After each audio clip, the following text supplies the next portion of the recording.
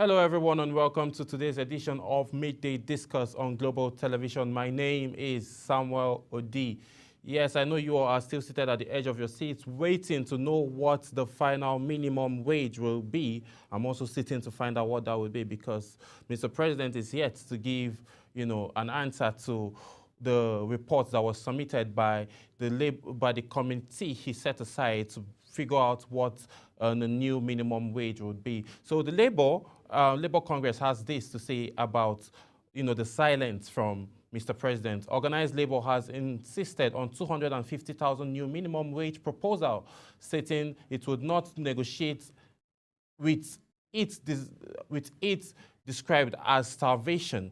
The Assistant General Secretary of the Nigerian Labour Congress, Chris Onyeka, said Labour would not accept the latest offer of 62,000 naira and 100,000 naira proposal made by some individuals and economists. This was as the NLC President Joe Ajero said the unions were waiting on President Bola Tinubu to consider Labour's offer. Ajero said said this in an interview with journalists on Monday at an ongoing international labour conference taking place in Geneva, Switzerland. On Monday, the Office of the Secretary to the Government and the Federation disclosed that the Committee on National Minimum Wage had submitted its reports. Last Friday, the committee concluded its meeting with federal government and the organized private sector.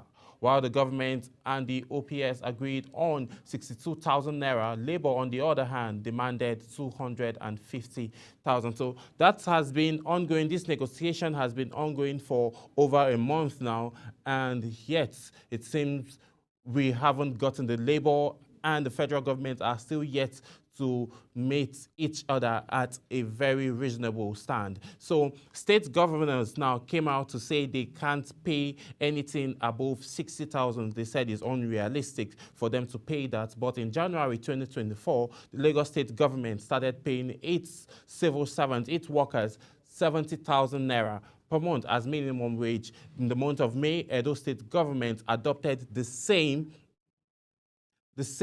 fee of 70,000 naira to pay. So if a few states can pay this, then why are the other states not paying? It also reached information reaching us from other states that some states are yet to even start paying the original 30,000 naira. States like Borno State pay 7,000 and 14,000 naira on respectively to their workers because of some economic challenges and then insecurities that they have been fighting for over a decade now. They said all of that is crippling the state economy and they cannot pay anything above 62,000. They have not even started paying the original 30,000 naira minimum wage, which was signed by the past administration. So all of these things now are actually stuff that have been going on for a very long time now. And now the Labour are also, on the other hand, saying that they wouldn't be going on strike pending when Mr. President gives his own verdict on what the final minimum wage would be. So the president of Labour is currently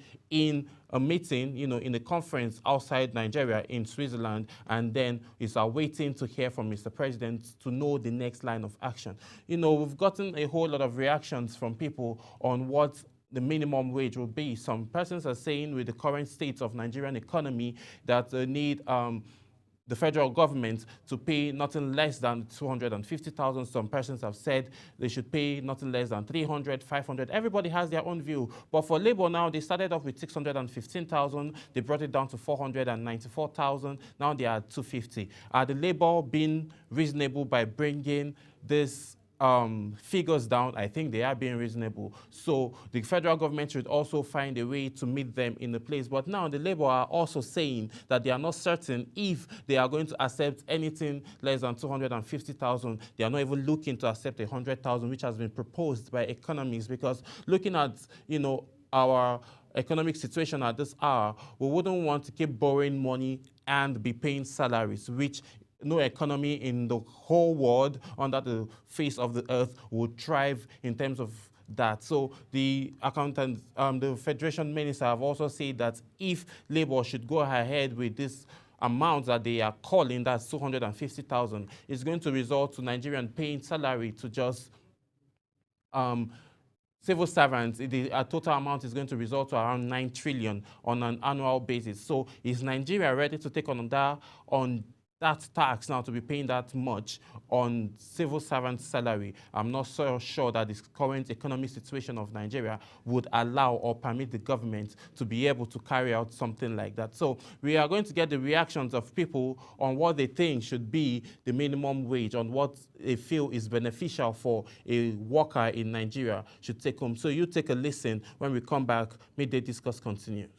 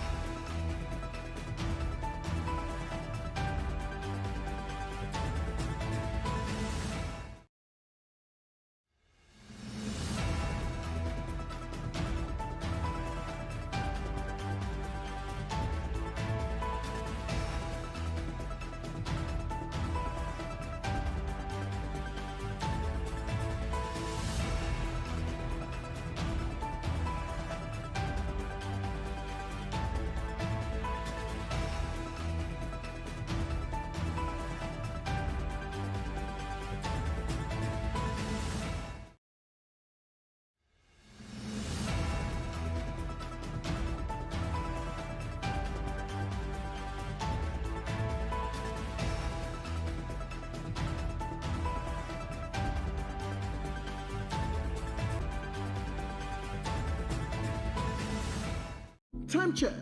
It's midday. Then it's Midday Discourse. Midday Discourse is a program that covers trending local and international news, current issues, and human-related topics. Join Samuel Odi weekdays 1 p.m. on Global Television. The discussion starts here. It's time for sports' biggest moments on global television. The headlines, scores, breaking news, and commentaries on sporty events. Talking with the biggest players, strikers, and about the slam dunks and goals, stunning saves, near misses, and upsets. Let's talk about the greatest home runs, comebacks, knockdowns, and victories. Talk sports with the king of sports, Anthony Momadou. Weekdays, 10 a.m. Don't miss out. Is the desk on Global Television. Nigeria. Come join Anthony Momadou on television's most compelling and facts-finding talk live show.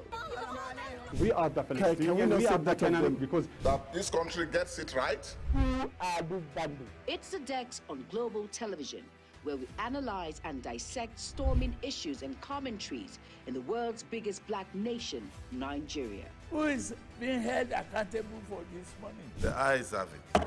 We stay and decide policies and reforms on the Dex. Tune in Mondays to Fridays, 5 p.m. to 6 p.m. on global television. Let's stay on the Dex.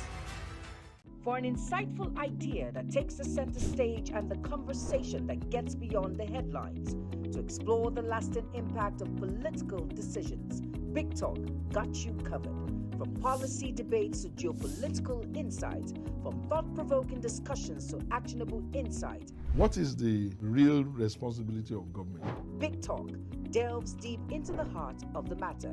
Join us weekdays on global televisions from 6:30 p.m. for a reverting journey into the heart of politics, where we dissect issues shaping our society.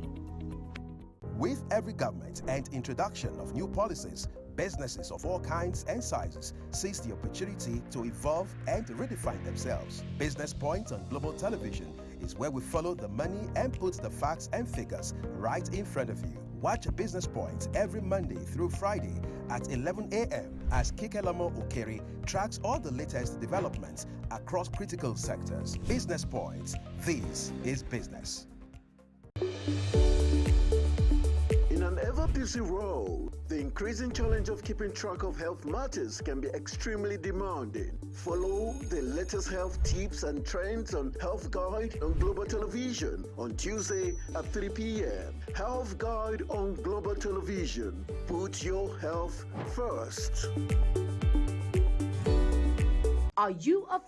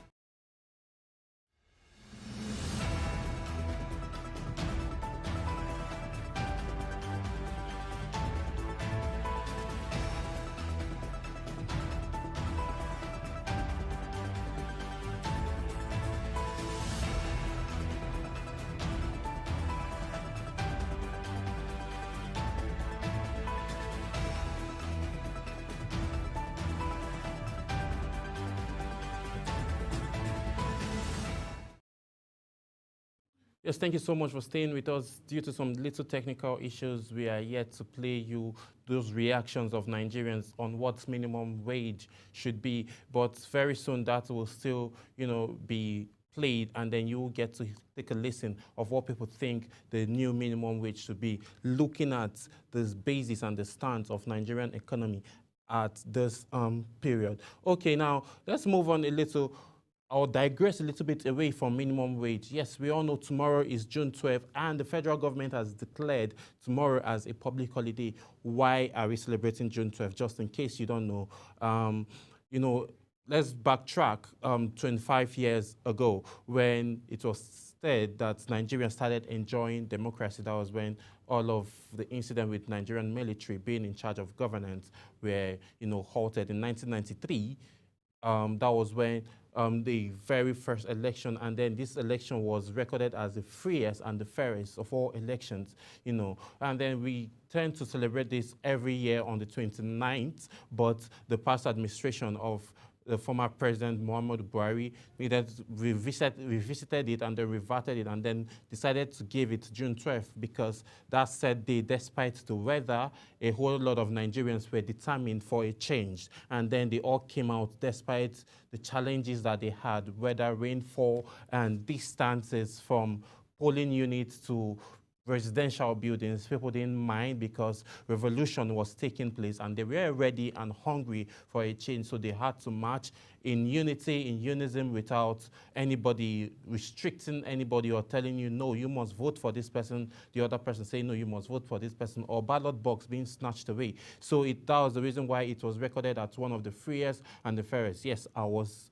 a little bit very young then when all of that happened, but from stories that we've heard growing up, it was recorded as one of the freest and fairest. So tomorrow, in light of that, tomorrow is going to be a public holiday declared by the federal government, and we are hoping that we keep enjoying democracy, and we pray democracy tends to yield us, a whole lot of goodies to Nigerian economy in terms of security, agriculture, education, health sector. So those are the angles that, we should be enjoying and celebrating, and then also celebrate our past heroes that, stood firm for us to be enjoying democracy at this time. So from what I just heard now, my producer says the report is ready, and then I would love you all to take a listen of Nigerians' opinion on what they think the new minimum wage should be.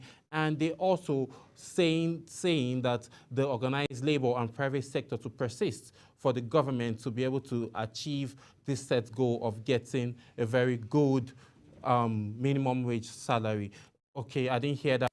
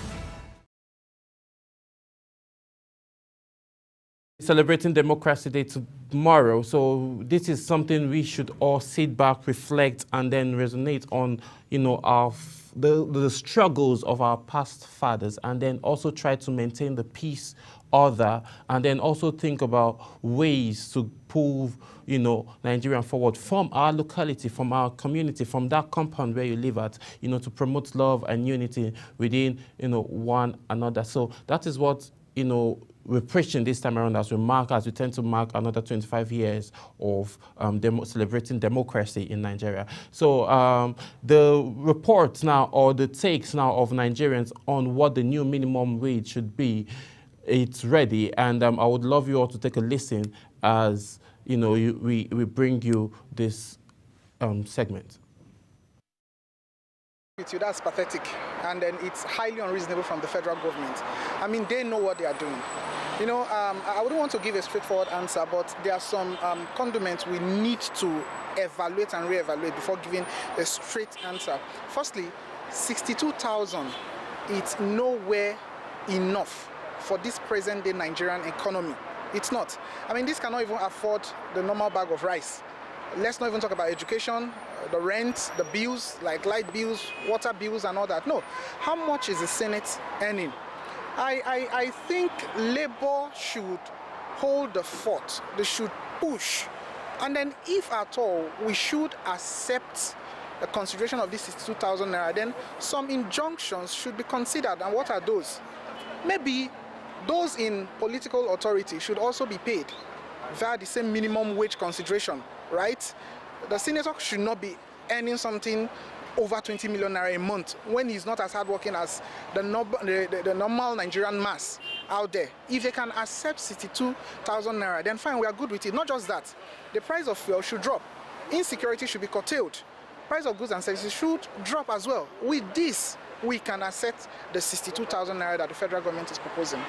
Based on what is happening in Nigeria, everybody is feeling it. Whether you are deaf, whether you are blind, whether you are dumb. Everybody goes to the market. If you don't go to the market, you will buy things around you. The way things are now is not the way it has been. 30,000 naira for a human being as a Nigerian worker is not it at all. 62,000 is not okay at all. I don't know how much one will put into his pockets, and you go to the market and you say, yes, I have bought to my satisfaction. Labour in itself, and they haven't a particular stand yet. And because of the deficit of truth on the side of the government, both parties are beginning to shift posts. Ordinarily, Nigeria is so rich enough for an average worker to earn over 100,000 naira at a minimum living wage. We all know what costs of items are in the market today. The fuel prices hike, bag of rice hike, bag of gari, beans, those are common things. But if a man earns 30,000 naira, 30,000 naira cannot even buy a bag of rice. That is, but you will be very surprised that our senators, our reps members, they are living large on us. But they will tell us, okay, citizens, please manage yourself. Manage yourself. Why they can't manage themselves? But what I see there is that if, with all sincerity of purpose, if NLC will drag this issue for as long as they get result, I am okay with it. My opinion regarding this labor union minimum wages is unfair. What I can say, the federal government is not serious, because looking at the standard of living, the cost of living has been, I don't know how to say it, has been double, more than 100%.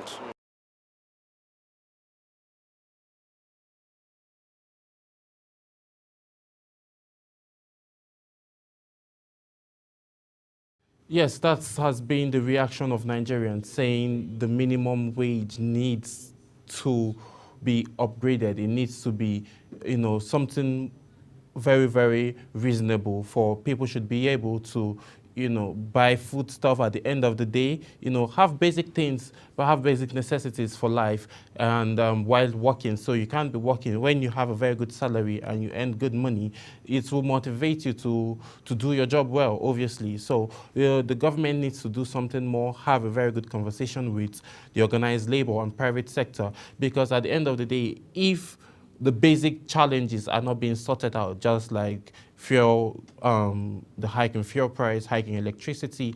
And if we don't keep producing, there is no how a 250,000 minimum wage would be enough to, you know, settle things in the country. So we think the basic fact is, like, for lots of production should keep happening, fuel price come down, and insecurities should be tackled as well. So all of these aspects are things that I hope the government should look into. And as well, also before that is being done, it should reach an agreement with Labour for all of this back and forth, and negotiations should be done in the nearest future. That's how much time will permit us to take today on Midday Discourse. My name is Samuel Odi. Tomorrow I'll see you with another exciting edition of the program. Do have a great day ahead. Good afternoon.